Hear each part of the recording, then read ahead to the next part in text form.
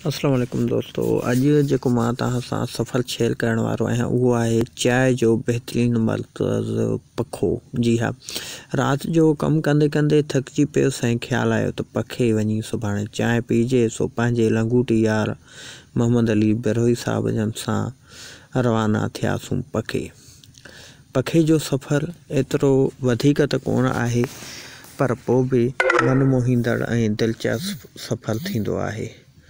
पखो तक़रीबन लाड़काणे खां 20 मिंटनि जो या अध कलाक जो सफ़र आहे ऐं कंबल खां बि सेम ई थी वञे थो, छो जो कंबल खां रस्तो एतिरो साफ़ कोन्हे ऐं लाड़काणे खां रस्तो साफ़ सुथरो आहे ऐं वन वे आहे। मोहम्मद अली बिरोही मूंखां पोयां हुयो मोटरसाइकिल ते ऐं मोटरसाइकिल मूं हलाई। मोहम्मद अली बिरोही साहब ख़ुशगवार मूड में मूंसां गॾु कचहरी ऐं सफ़र जो मज़ो वठंदो रहियो। जी हा दोस्तों, पखे जे शहर में पहुचण खां अॻु असां तव्हांखे ॾेखारे रहिया आहियूं ख़ूबसूरत रस्तो, जिते ट्रैफ़िक पिणु हली रही आहे ऐं शाम जो मंज़र आहे जेको तव्हांजे लाइ त लुत्फ़अंदोज़ थिए थो, पर असांजे लाइ बि दिलचस्प ऐं मन मोहींदड़ आहे। पखो शहर कुझु ई मुफ़ासिले ते हुयो त असांजो सिज बि लहण वारो हुयो। आउं लही करे पखे शहर जो वीडियो रिकॉर्डिंग करणु लॻुसि तव्हांजे लाइ। हीअ आहे पखो शहर। साम्हूं होटल आहिनि। ही होटल थोरो परे परे आहिनि ऐं हिते वेहण जी सहूलियत बि आम जाम आहे। ही ॾिसो, हर गाॾी ऐं जो स्टॉप आहे हिते, छो जो बहितरीनु चांहि मिले थी ऐं बहितरीनु चांहि मिलण जे करे हिते माण्हू काफ़ी स्टॉप कनि था। चांहि जो मज़ो वठण जे लाइ पखे शहर खां अलावा मां त चवां थो ॿियो किथे न मिलंदो। हा, ॿियो हिकिड़ो शहर आहे असांजो दादू खां ओरियां। ही मोहम्मद अली बिरोही वेठो आहे।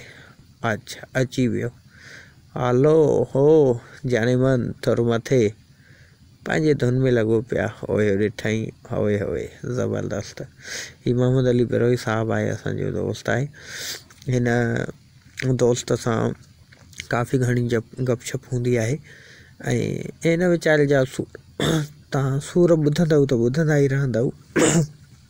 माफ़ कजो, आवाज़ में थोरो थी पियो डिफिकल्टी। ही फ़क़ीर, ऐं तव्हांखे बि ख़बर हूंदी असांजी तबियत जी त फ़क़ीरनि जा त असां यार आहियूं। सो ही फ़क़ीर आहे।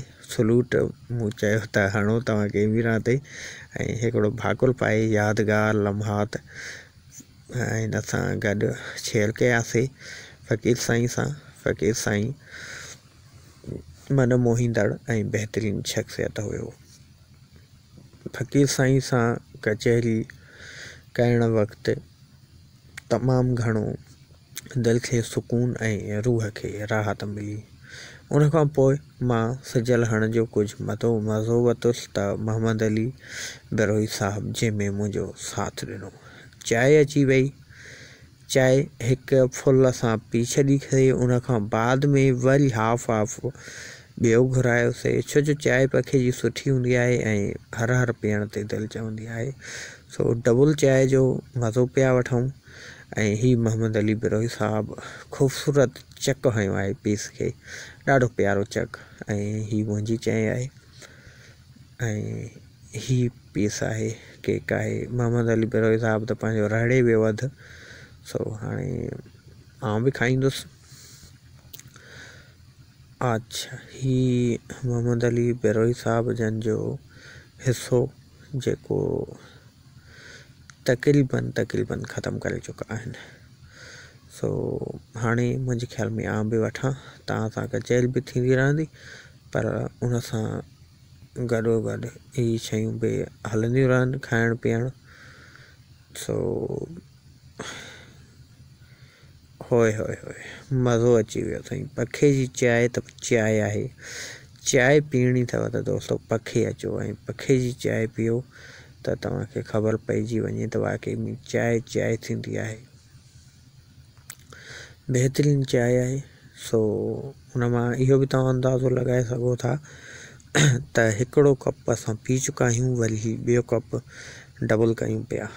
जी हाँ, सो शाम जो टाइम है, खूबसूरत मंज़र है, पखे जी चाय है, ऐं मोहम्मद अली बेरोही जूं दास्तानियूं ॾुखनि ऐं मोहबतुनि जूं इहे भी गॾु आहिनि। सो ज़बरदस्त माहौल है, ज़बरदस्त अंदाज़ है, बेहतरीन ऐं मनमोहींदड़ अंदाज़ तव्हां सां बि शेयर कयां मुंहिंजो सभिनी दोस्तनि सां। सो मूंखे हाँ बिल्कुलु ककड़ में हिकिड़ी चांहि मिलंदी आहे, जोही में, ककड़ में ऐं ॿी पखे में। सिंध जूं इहे मशहूरु चांहियूं आहिनि, जितां हर माण्हू गुज़रंदो आहे त चांहि पीअंदो आहे। जी हाँ, ऐं आख़िर में तव्हां खां दुआऊं, तव्हां सां सलामी वठण जे लाइ मूं हीउ वीडियो आॾो कयो आहे। वॾी महिरबानी आहे दोस्तनि जी, लख कुर्ब। Thank you, thank you, thank you. अल्लाह हाफ़िज़।